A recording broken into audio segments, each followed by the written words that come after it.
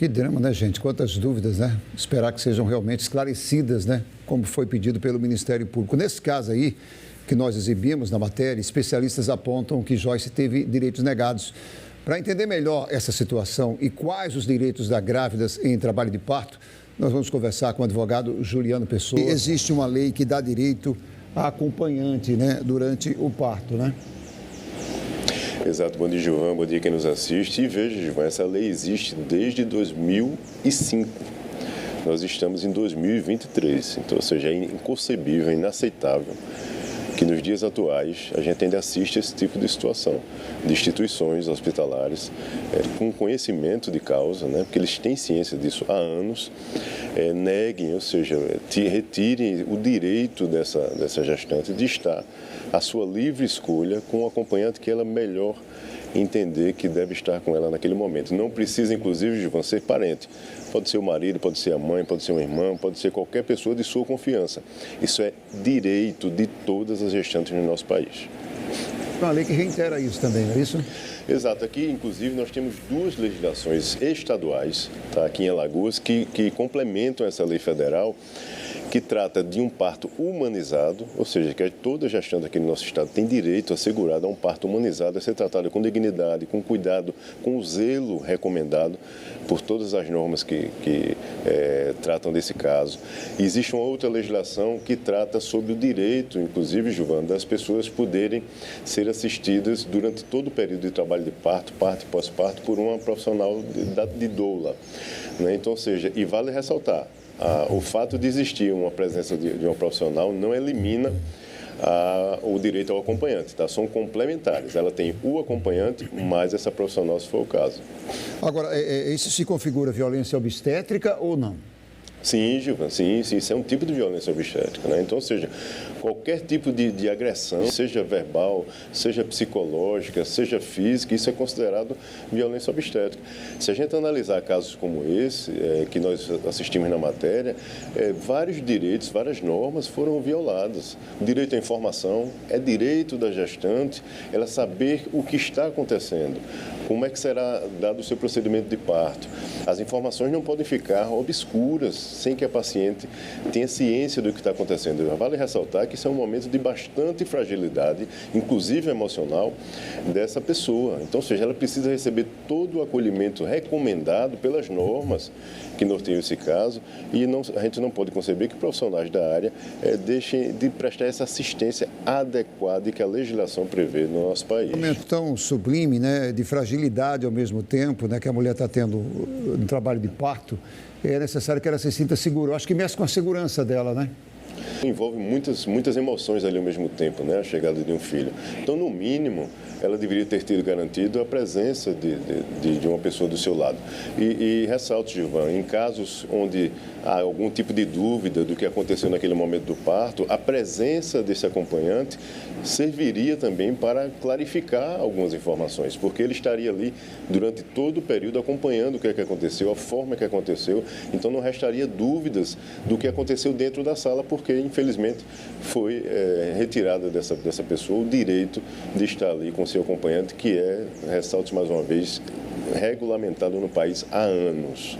Uma coisa chamou a atenção durante a reportagem, do hospital queria que ela prove que estava grávida de gêmeos, né? Uma coisa que chama bastante atenção, né?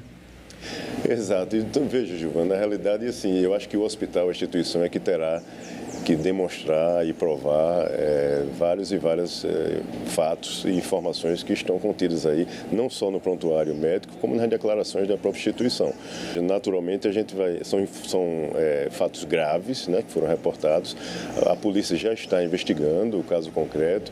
A gente vai precisar ver os desdobramentos desse caso, mas vale destacar, é importante que se tenha clarificação nas informações contidas em relação ao prontuário médico da gestante e do próprio bebê que foi assistido também depois do nascimento. Numa situação que os direitos da mulher não são garantidos, como é que essa pessoa deve proceder? O que é que ela deve fazer?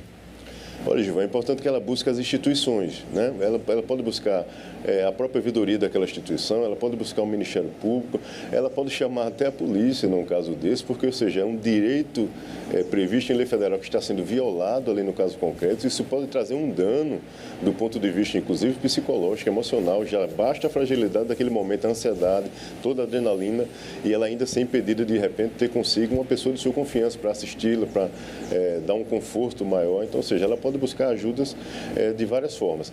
Se houver tempo, ela pode buscar ajuda externa, né, de um profissional, de repente, que toma as medidas cabíveis.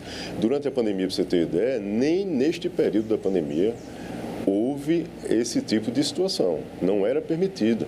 Então, mesmo durante aquele período mais crítico da pandemia, nós tivemos inúmeros liminares aí sendo deferidos em todo o país, determinando que, apesar daquele período de excepcionalidade, a gestante não poderia ficar sozinha durante esse período tão sublime e tão importante na vida de qualquer ser humano. Então, veja só o fato inconcebível de hoje, né, numa situação mais normalizada, mais tranquila, você ter esse tipo de negativa e sem qualquer satisfação às pessoas.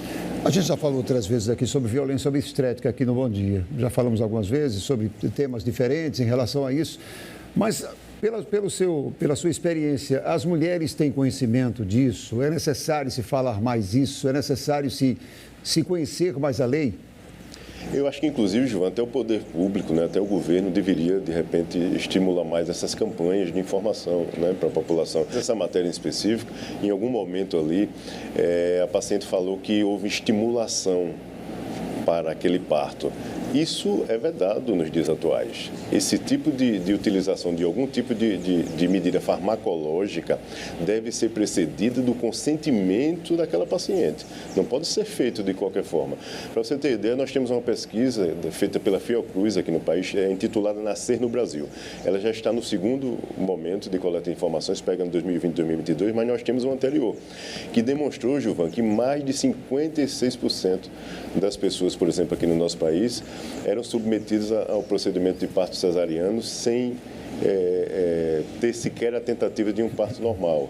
Além disso, mais de 53% das mulheres tiveram a realização de procedimentos no curso do procedimento de parto sem o seu consentimento. E não eram procedimentos de extrema urgência, eram procedimentos que deveriam ter antes o consentimento dessa mulher.